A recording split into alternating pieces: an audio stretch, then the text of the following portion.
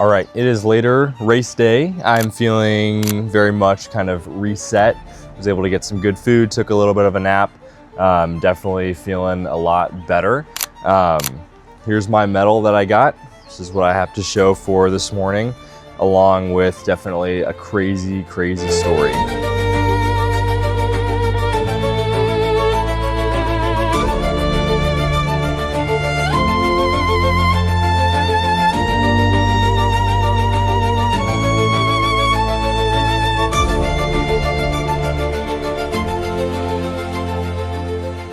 All right, gonna get the nutrition ready for tomorrow. We're gonna have 4 soft flasks, 2 with carbs and electrolytes, 2 with just water. What I'm gonna do is use this bag of Never Second drink mix. So this one bag has 90 grams of carbs. We're gonna split it between 2 bottles. So I'm gonna go ahead and split this in half. Awesome. Fill this up with water. So these flasks are 500 milliliters of water, so they're not full quite to the top, just to leave some room for the carbs. Cool. And then I'm gonna do a scoop of Scratch hydration, which is gonna be a mix of carbs and electrolytes. So this is gonna give me a little bit of salt, and then it's also gonna add another 20 grams of carbs. So there's a bottle. So this is gonna be right around 65 grams of carbs, along with 400 milligrams of sodium and a little bit of potassium and magnesium. So just gonna repeat this process one more time. So between these 2 bottles, this is 130 grams of liquid carbs, and that's gonna be split throughout the whole race. I'm gonna start with 1 bottle and get another one right around halfway. And then we're gonna fill these 2 bottles just up with plain old water, just to make sure I'm staying hydrated, to give myself a break from the flavoring. And then the gels, I'll show you what my gel setup is gonna look like. So these are gonna be all the gels I'm gonna be hopefully trying to take tomorrow during race day. So it's a total of 8 gels, 7 of which are just your standard SIS Beta Fuel, just the strawberry lime flavor. And then I'm gonna take 1 SIS Nootropics caffeine gel. This is gonna have 200 milligrams of caffeine. I'm gonna take that right around mile 17, and that's gonna really just help me focus and lock in that closing half. So this is gonna be another 300 grams of carbs via gels. So then plus the bottles, that's gonna have me right around 430 grams of carbs for the whole run, assuming I take all of this. So that's gonna set me up for right around 140 grams an hour. Realistically, I'm not gonna be able to take all of this. I'm shooting for more like 120 grams per hour. So I'm really just trying to set myself up for success. So I'm over prepared. But we're gonna go ahead and put these bottles in the fridge so they're ready for tomorrow. And that is everything.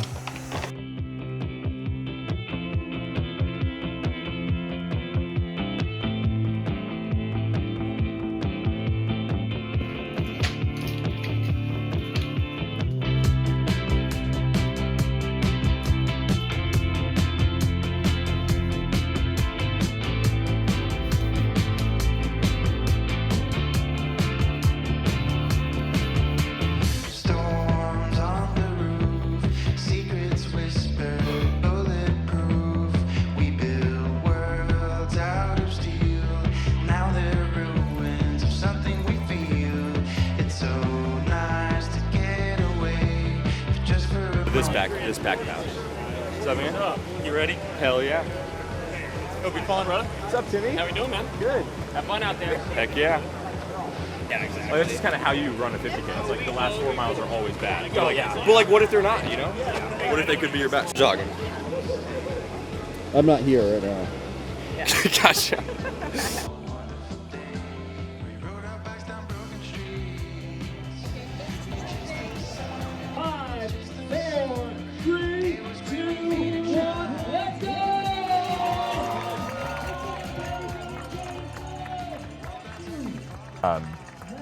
So at the start of the race, I was feeling so incredibly strong. I was really, really excited going into this first mile. I really spent that first mile to mile 5 really just trying to stay super incredibly relaxed. Not pushing anything, just trying to warm up. My heart rate started really high, and it's interesting, throughout the whole race it kind of steadily went down as I settled into a rhythm as I warmed up. So that was definitely something that was nice. Those first few miles were really just me having a little bit of fun, kind of getting a lay of what the competition looked like. I ended up in first. There was somebody who was kind of riding my tail, but I ended up slowly kind of building a gap from first to second. So I was feeling good about it. You know, started playing my music around mile 2, just was having a great time. And from that mile 5 to around mile 10, it was just more of the same, more of just very much just holding back, very much just trying to feel super smooth. Pace was drifting towards somewhere where before the race I might have said it was too fast, but my heart rate was in a great spot. My perceived effort was in a great spot, and it felt unreal. I was just absolutely flying, and I knew that I really could do something special that day, as I had been planning for so long. And I was just really excited to execute. And once you get through that first 10 miles, then there's only 21 miles left, which might seem like a lot, and it is. But when you do 20-mile long runs every week, it becomes something you're kind of desensitized to. So I was thinking, it's only a long run left. I got this. Throughout this whole first portion, I'm fueling really heavily, lots of carbs, lots of liquids.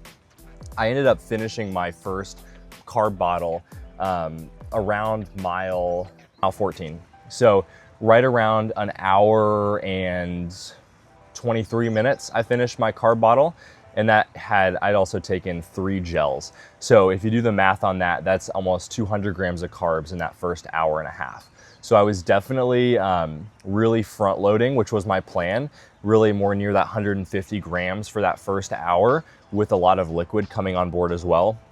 And I wasn't feeling any kind of stomach issues. And I really just kind of kept just really steady, just gel every 4 miles, just like clockwork. At this point in the race, I was still feeling really strong, pushing past mile 10. In my mind, the first 10 miles was kind of the warm up. So after mile 10, I was really comfortable to kind of start pushing just a little bit, maybe even just settling into a steadier pace, be a little bit more comfortable putting power into the ground rather than holding back so much. So I didn't totally let the wheels go, but I definitely was comfortable just putting a little bit more power into the ground. And that ended up, I started running a few seconds per mile faster. Heart rate continued just to stay steady, so I felt really comfortable where I was. Kept feeling great. At this point in the race, right around coming through mile 15, I knew, I'm like, man, we're already halfway through. At this point, I was averaging around 5:57 for the whole race. So I'm thinking halfway through, average 5:57, that's 10 seconds per mile faster than my goal pace ever was. I was feeling just so incredibly pumped and confident. My mom met me on a bike around mile 15.5. We were able to do a bottle switch. So I got a fresh bottle of carbs, fresh bottle of water, and then just was able to splash some cold water on my head. That was able to be kind of a nice little reset for me. Felt really good. If you've enjoyed so far, please don't forget to leave a like and subscribe. Anyway, back to the video. Was able just to continue kind of chugging along and just clipping off such consistent miles. I mean, you can see those first 23 miles of the first 22 miles of this race were truly like clockwork. It was incredible.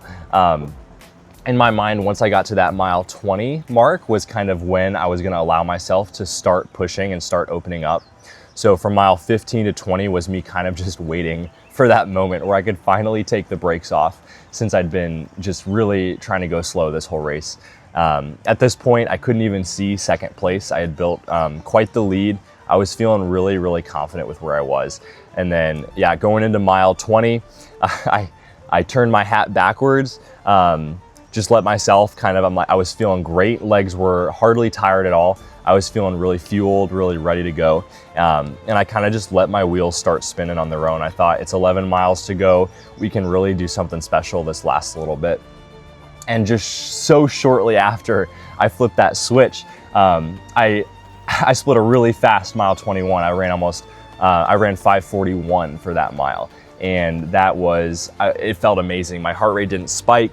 I was feeling smooth. I was just thinking, man, like I'm gonna like absolutely shatter every goal and expectation that I had today. It's gonna be absolutely incredible. And then tragedy struck, as it always seems to do, at mile 23. I had been fending off some cramps for a few miles in my calves. I had stopped 2 or 3 times just to kind of stretch out, just take like 5-10 seconds, just to kind of stretch on like some fence posts. And that was able to really just kind of keep me going. I was feeling good. And then all of a sudden, in just a split second, mile 23, both my calves totally seized up, and the kind of cramp that you just never, ever want to have. And I totally went down, smack on the pavement. I have quite the bruise on my left thigh. And yeah, my hand's a little torn up. So totally went down, calves were cramping. It was excruciating. Yeah, I audibly screamed during that. That was very painful. I was on the ground. I was able to kind of start stretching out the calves, really trying to force them just to release that cramp. And I was able to kind of stretch them on this like metal box that happened to be right next to me. And at this point, when I was on the ground, I'd been on the ground for 1 or 2 minutes, and second place comes running by me. And I just look up like a helpless animal with nothing I could possibly do. Second place is a great guy. He's an absolute monster. I was really excited that I got to kind of race against him. But it was definitely an unfortunate way to lose the lead, just lying on the ground with totally seized calves. And I was able to stand back up, kind of was trying to massage my calves, stretch out a little bit.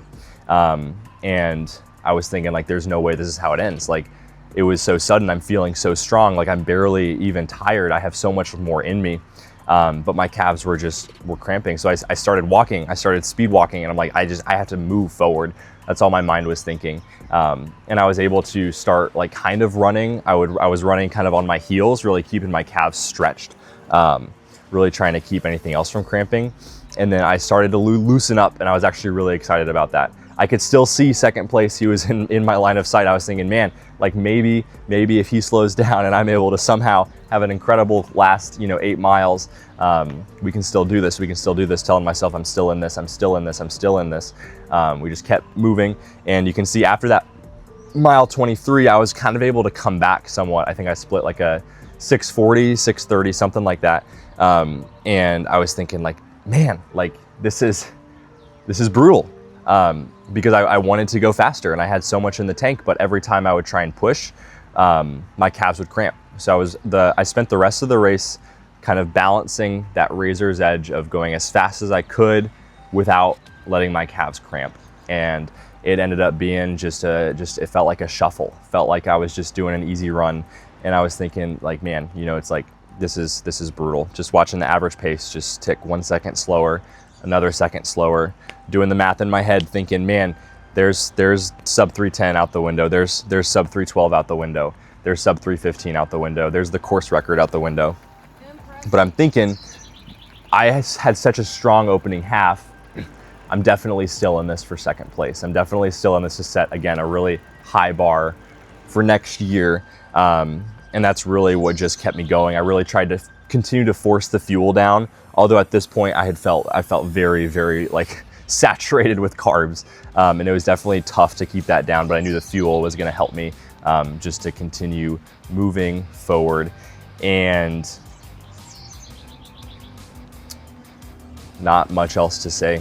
Yeah, we just kept moving, got progressively slower.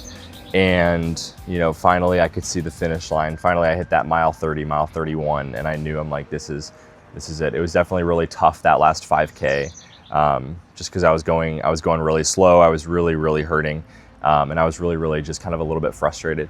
But ended up crossing the line in a time of around 3:18, 3 hours 18 minutes, around 10 seconds, something like that. Not sure what the official time is.